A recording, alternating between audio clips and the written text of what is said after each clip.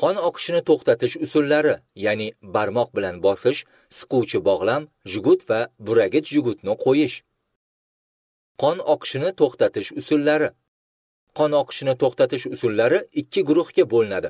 Birinchi, qon oqishini vaqtinchalik to'xtatish, ikkinchi, qon oqishini batamom to'xtatish. Birinchi yordam ko'rsatish vaqtida asosan qon oqishining vaqtinchalik usulidan foydalaniladi. Ular quyidagilar: barmoq bilan bosish, siquvchi bog'lam qo'yish, jugut bog'lash, buragich jugut qo'yish. Barmoq bilan bosish usuli. Bu usulda ayrim yirik arteriyalardan oqayotgan qonni to'xtatish, tomirni o'sha tomir yaqinida joylashgan suyakka bosish yo'li bilan amalga oshiriladi. Oyoq, qo'l jarohatlanganda tomirni jarohat yuqorisidan, bo'yin jarohatlanganda esa jarohat pastidan bosiladi. Jugut va buragich jugut qo'yish usullari. Jugut bog'lashga ko'rsatmalar. Arterial qon ketishini vaqtincha to'xtatish. Shikastlangan soha ko'zdan kechiriladi. Shikastlangan qo'l-oyoq balandroq ko'tariladi.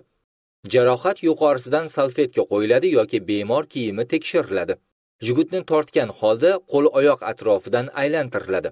Birinchi o'ramni tortib, ikkinchi, uchinchi o'ramni qon to'xtab, puls yo'qolguncha. Jugut terini siqib qo'ymaydigan qilib yonma-yon solib boriladi.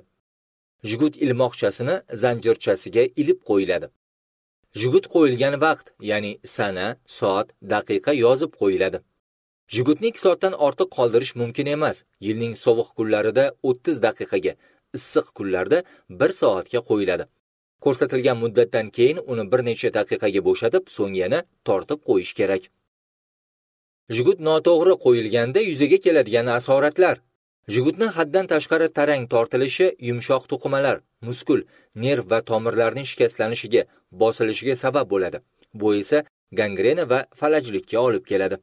Jugutni bilak va boldirga ham qo'yish mumkin emas. Buragich jugutni qo'yish. Qon to'xtatuvchi jugut bo'lmaganda arterial qon oqishini burama yordamida to'xtatish mumkin. Buning uchun ro'molcha, galstuk va boshqa matolardan ham foydalanish mumkin. Birinchi, shikastlangan soha ko'zdan kechiriladi. Ikkinchi, shikastlangan qo'l-oyoq balandroq ko'tariladi.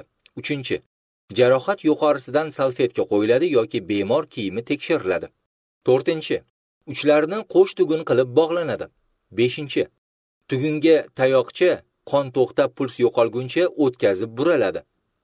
Oltinchi, jarohat yuzasiga ishlov berib aseptik bog'lov qo'yiladi.